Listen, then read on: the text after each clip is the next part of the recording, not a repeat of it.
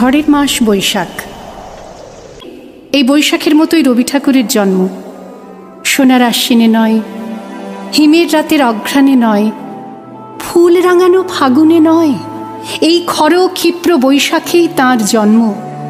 এই খ্যাপা বৈশাখের গৈরিক তিলক দিয়েই সাজানো তাঁর জন্মদিনের ললাট। বৈশাখে প্রকৃতির নতুন জন্ম, আমাদেরও নতুন জন্ম এই বৈশাখে, 25শে বৈশাখে, রবি ঠাকুরের জন্মদিনে। দেখতে হয় না ক্যালেন্ডার, জিজ্ঞেস করতে হয় না তারিখটা কবে। আগে থেকেই বুকের মধ্যে সাড়া ওঠে, 25শে বৈশাখ আসছে, রবি ঠাকুরের জন্মদিন।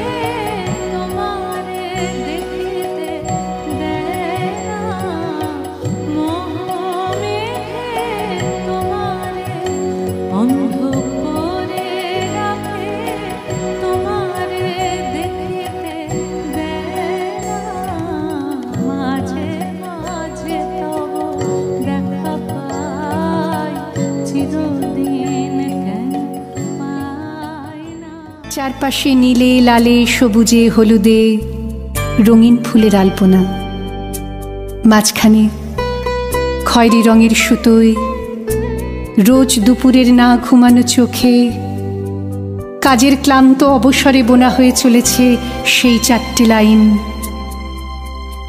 উদয়ের পথে শুনিকার বাণী, ভয় নাই ওরে ভয় নাই, নিঃশেষে প্রাণ যে করিবে দান, ক্ষয় নাই তার মাঝে শান্তির বাড়ি, বরিশ ধরা মাঝে শান্তির বাড়ি, শুষ্ক হৃদয় লয়ে আছে দাঁড়াই, ঊর্ধ্বমুখে নরনারী,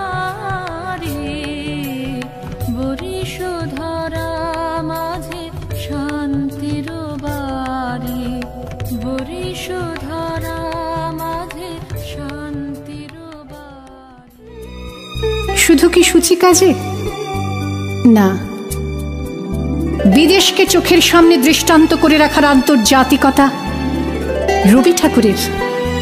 আমাদের সংস্কৃতিকে মাটির কাছাকাছি এগিয়ে নিয়ে যাওয়ার সংকল্পে রবি ঠাকুর, আমাদের সভ্যতাকে দানবের হাত থেকে ছিনিয়ে নেওয়ার সংগ্রামে রবি ঠাকুর। আকাশে, মাটিতে, মনে এত যে বৃষ্টি পড়ে, তার ছন্দ রবি ঠাকুরের।